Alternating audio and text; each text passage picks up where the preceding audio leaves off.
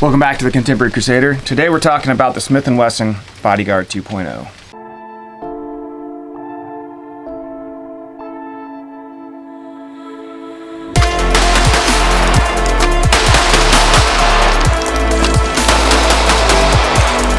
Don't shoot. I gotta tie my shoe. Not.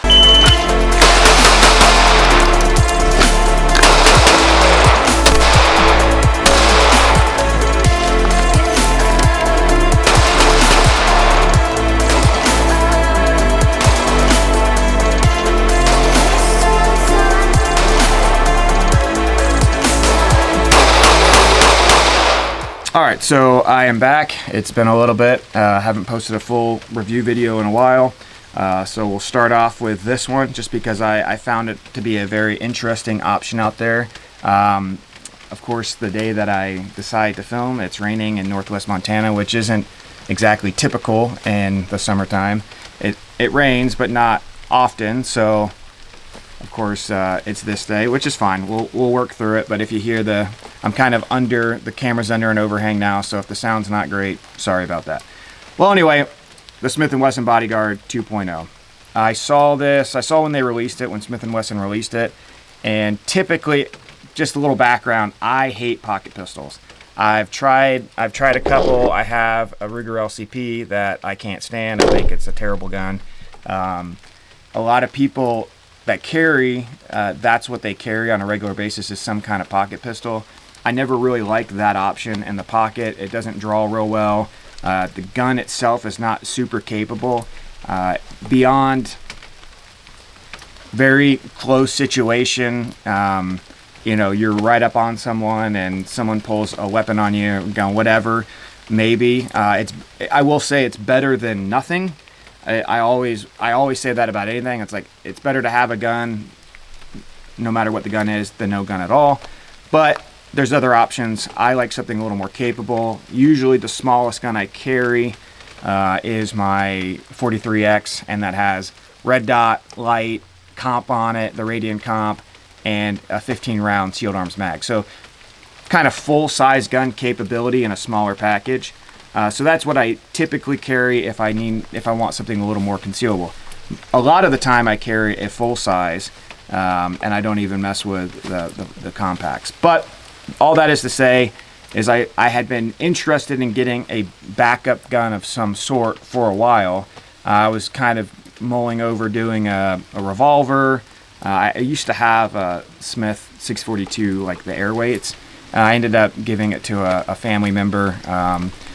So I don't have it anymore. And I mean, the revolvers are good in the way that they're simple, usually pretty reliable. You can contact shot something without it going out of battery. So there's all those aspects that makes it good for a very close scenario shooting. But I wanted something. I didn't want that to be the only option, so I was looking around. So anyway, Smith Wesson releases the Bodyguard 2.0, and I'm like, that actually looks solid. It has kind of the standard striker fired trigger instead of this, like the LCP with a long crappy double action. It looks like it has a low bore access and a comfortable grip, and very small. I mean, it's a very small handgun, about the size of my hand. So I go to a local gun shop. They have one. I check it out, and I put it in the first time that I kind of grabbed it and dry fired with it, I was like, holy crap, this is actually, this feels really good in the hand. It has certain attributes of a full size or like a compact as far as the way it fits in my hand, but on a smaller level. And I have medium-sized hands, but still, it kind of just fit in there like a glove. It's got a high beaver tail, so you can get really high up on the frame. It's got an undercut on the trigger guard, and they did do a smaller trigger guard. And I think that it's good for. We'll talk a little bit more about it, but it's good for making the grip feel nice. The problem is there isn't a whole lot of space in there. So I can see that might turn into an issue, especially shooting with gloves on. But all that is to say is I picked it up. I'm like, that feels really good. So I ended up buying one at one of the gun shops, and took it to the range, shot it. And the first time I shot it, and I haven't shot it a crazy amount, maybe a couple hundred rounds through it. We're gonna shoot some more today, but I shot it. I'm like, man, this thing actually is somewhat enjoyable to shoot. Because of the low bore access, because of the way the grip is designed, and being able to get really high up on the gun, it kind of mitigates that felt recoil, and it's not as snappy as a lot of the other pocket pistols that I've shot. So it feels good. It feels like if you took a full size and then you just shrunk it down. The sights, they're actual sights, unlike an LCP or something of the like. Some people I've read online, some people have a problem with the sights, with the U-notch maybe. I actually liked them, especially for quick sight picture, quick sight alignment, and you just pick them up. It has the orange trinium on the front. I think it's Ameriglow. Probably can't see that, but anyway, so I shot it, felt great. I'm like, hey, this is actually a decent option. It comes with the 10 round 380 mag. I didn't mention that it is 380 ACP, and then it comes with the 12 round which extended. So the 10 round is flush fit, and then the extended. So you're getting, with the flush fit, you're getting 10 plus 1, and actually a handgun that is not like your typical pocket pistol. So like the LCP, for example, which I think is just garbage personally. No offense to Ruger, they make some great stuff. I can't stand this gun. I hate it, which is why I never carry it. I never shot it. I got it kind of to fill that same role as a backup pocket pistol, and just couldn't get into it. So the sights are terrible. So anything past like, point blank range, basically, not really that useful. The trigger is that kind of double action only trigger, and so it's just a really long take up. It's heavy, and then the worst part about the trigger is the reset. So you're coming here and you're going all the way back to, so I could, you get trigger, if you're trying to shoot quickly, you're getting trigger freeze because you're coming to here and you're like, oh, that's not all, I have to go all the way to here. Didn't even reset. All right, let's try that again. So you get that first click. Oh, you think you're good? Nope. You got to go all the way to that second click and come out. So just all the things that I mentioned, not a fan. The capacity, I think, is only like 6-in-1, maybe 7-in-1 with certain magazines. Was never really an option. So I wanted something that I could use as a backup pistol, a pocket pistol. Typically, I carry this one on an ankle as a backup. There are some limitations with ankle carry. I do carry on the opposite side, so on my support side, in my case, the right side. That way, if someone is going for my primary, I can kind of lock that down and then go for the backup. It is on the ankle. The other issue is you have to get your ankle to your hand. So whether you're already on the ground, you're taking a knee, or you're bringing your leg up. So not really a quick draw option, but it's better than nothing as a backup, in my opinion. The other option that's out there, and I mean, they make appendix carry. I don't carry this as a primary, but so they do make appendix setups, I'm sure. But this is just a I don't remember who makes this, but anyway. So I got this little pocket holster, and that goes in, has the hook on it. So it's not really good if you're trying to like from hands out and then draw, because you have to get your hand in your pocket, especially depending on how tight your pants are. But if your hand's already there and you're talking to someone, kind of a weird situation, or say they're robbing you and ask you for your wallet, you go into, okay, yeah, it's right here. And then as you draw, see, that's one of the reasons I don't like it. You kind of have to give like a back pull to it to get that hook. Hands here, and then back and present. So it keeps, and it rips that off. So that's an option. I mean, if in a pinch, I could throw that in. To me, it's not super concealable, depending on the pants you're wearing. I don't wear like skinny jeans, but form-fitting to some extent. The outline is pretty obvious in my opinion. If you're wearing like cargo shorts or something, it doesn't print really at all. Or if you're wearing cargo pants or work pants, anything like that. So those are the options. We'll shoot it a little bit. We'll go through it. But yeah, overall, it's been I've been super impressed with it. We'll do some drills and just kind of see how it fares when you're actually trying to get to it quickly. I haven't trained with it that much, I'll be honest. I've practiced with the pocket holster a little bit. Haven't really practiced with the ankle. So I think there's a lot of limitations with ankle carry. I'm sure the comments will agree. But it is it's probably the best way to carry, to kind of have it out of the way, and then when you need it, you can, if you're on the ground or anything like that. So yeah, so let's go shoot and do some drills. Now we're going to do a bill drill real quick. There's a VTAC target at 7 yards, and we'll see what I can do. I'm going to start with hand in my pocket and draw from there. 6 rounds, 7 yards on the beep.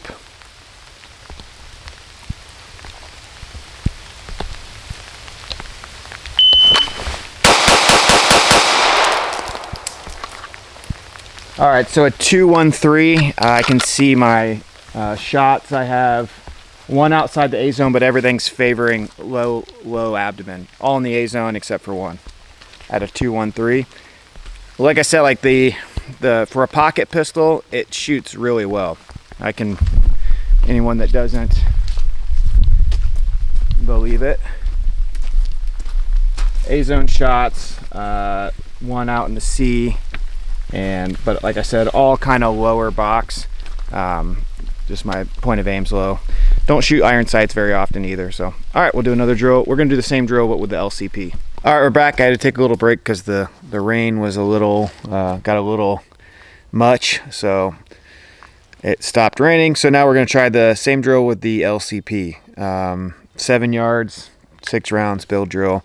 I'm just pulling it from the pocket as I did with the 2.0. So we'll see how this goes. Like I've said before, the sights are not much on these, so it's more or less a point and shoot. And I was just thinking about it because I was just kind of feeling this, and one of the things I really dislike about it is the way that this back strap kind of goes up to the beaver tail. It almost forces your hand down, so instead of being able to get high on the grip, it like forces it to right there, which I don't like. And then obviously it's a little short for the hand, even with the little tail there on the magazine. So it's just uncomfortable. There's not a whole lot of surface area to grab, and then top that off with the trigger and all that. We'll see. But all right, 7 rounds, 7 yards, or 6 rounds, 7 yards on the beep, and I will have my hand on the gun in the pocket.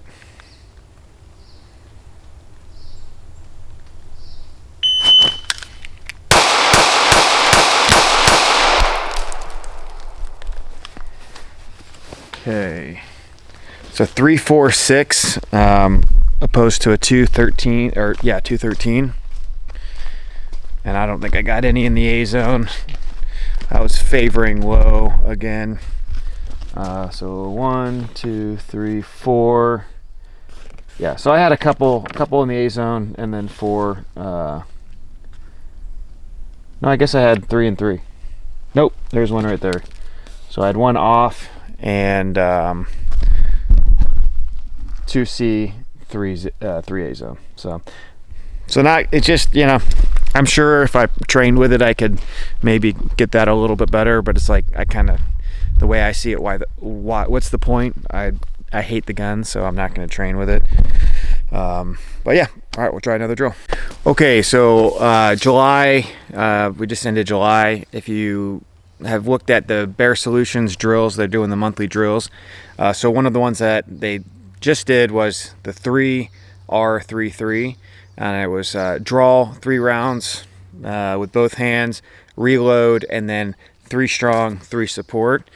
And then it was based off a hit factor thing. So anyway, I trained up for that drill a little bit, so now I'm going to try it with the 2.0 and see how it goes. So it's 10 yards, 3R33. And there's an A zone on this VTEC. I am going to start with my hand in the pocket just because it's easier to draw that way. All right, 3R33.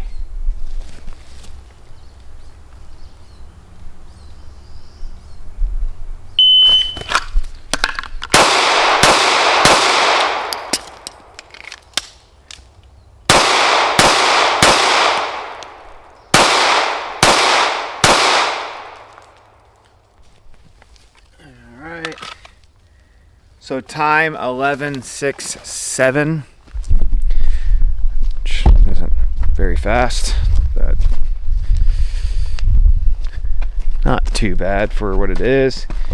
And then we had 1, 2, 3, 4, 5, 6, and the Alpha, 2 Charlie, and then 1 out here in the gap. So 1 mic. Actually, I'm fairly happy with that considering what the gun is. So, all right, we'll go to the next drill. All right, C-zone steel right about there, 25 yards-ish.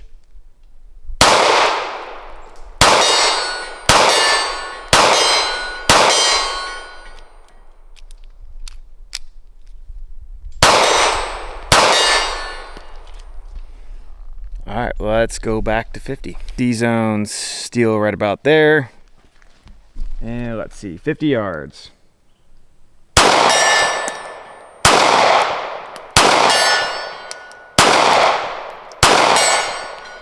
So 3 out of 5, I'll take that for a pocket pistol for sure. All right, the last thing I'm going to show is just kind of a close-up of the recoil. You can see, I mean, look how low that bore axis is.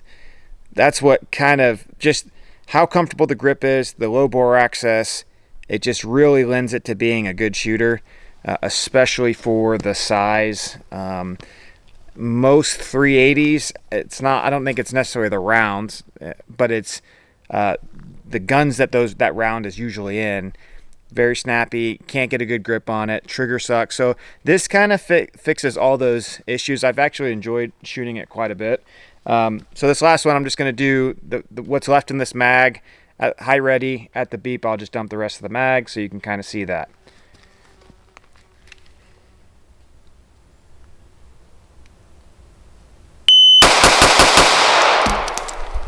Overall, very impressed with what this gun offers for what it is. I've said it over and over. Pocket pistols are, they have a purpose, but I don't think that they should be your primary weapon system, your primary carry gun. This one included, even as much as I enjoy this one. You can disagree with that. Maybe it fits what you're doing. There's certain scenarios where maybe you need something ultra compact and ultra concealable for what you do. Maybe you're not supposed to be carrying at whatever it is. I understand it. Like I said before, I think it's better to have something than nothing.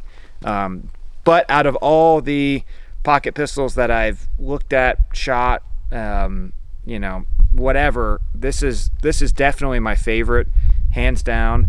I bought it with my own money. I don't have a relationship with really anybody in the industry, but especially not Smith & Wesson.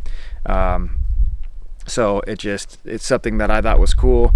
It seems to be a little bit of a hot gun right now, so I figured to make a video on it and give you my impressions. But yeah, if you're on the fence about it, you're looking for something for that role, 100% think that that this is a good route to go. So that's all I got, guys. Hope you enjoyed the video. Go ahead and do all the stuff, the like, comment, review, or whatever. Subscribe, and see you next time. Thanks. All right, couple of things that I forgot to mention before we go. One is how many malfunctions. And today, so in a couple hundred or 100 rounds, right at 100 rounds, we had, I had the one, basically I had 2 failure to eject. The other issue that I found is that if your finger is riding on the slide at all, it doesn't, it can just go back slightly out of battery, and you just got to bump it. So you kind of have to force your thumb down. So I think that happened twice as well, but it was induced by my finger. And then one other thing that I wanted to mention, and I don't have any rounds on me right now, but so basically when you're loading this, if you're the kind of person that wants to load up the chamber, drop it, and then put your mag in, so you're not, so you have that +1, it doesn't work with this. I don't know, I haven't really taken it apart to kind of see why that is, but effectively the extractor won't separate around the case when it's in the chamber, for whatever reason. So if you're going to keep that +1, you got to do it the preferred way, which is put the mag in, feed from the mag, put that last round back in the magazine, or another round back in the magazine, and then that way. The other thing is the magazines were extremely tight. Could barely get that 12th round in this, and then the 10th round in the other one. It's been loaded now for a couple months, so it's loosened it up. So today it was a little easier, but it's still really tight. So just something to think about. If you already have an issue loading mags, then you're probably going to need to use a loader for these mags to get it to capacity. All right, that's all I got. Take care. See you next time. Nope. Got to work with that one a little bit.